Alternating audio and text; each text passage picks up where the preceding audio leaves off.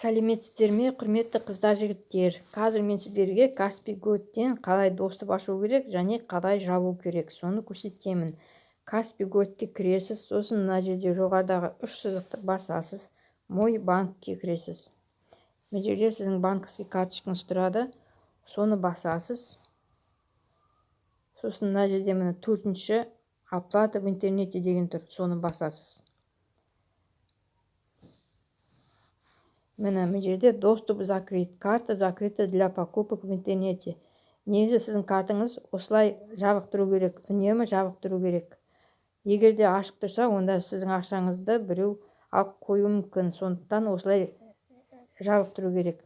Егер де сіз мысалы банковский картадан ақша аударатын болсаңыз, сонда ашуыңыз керек. Міне открыть доступты басасыз.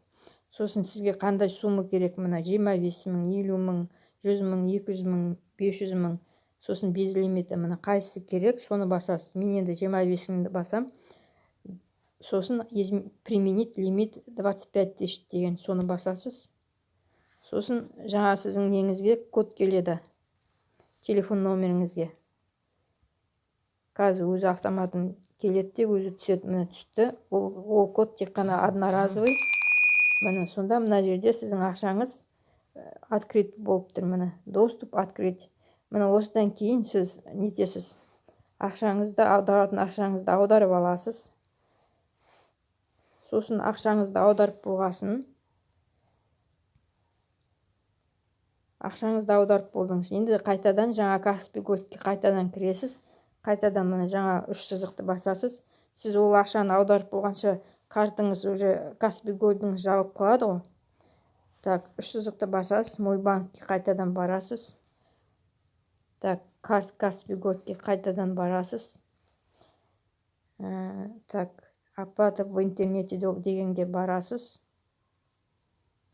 Міне доступ открыть болып тұр. Енді жаңа сізді доступты жабу үшін мына жерде, егер де сіздің ақшаңыз мысалы 25 мың емес, одан көп керек болса, изменить лимитпенен қайтадан істейсіз де болды. Сосын солай қайтадан аудара бересіз.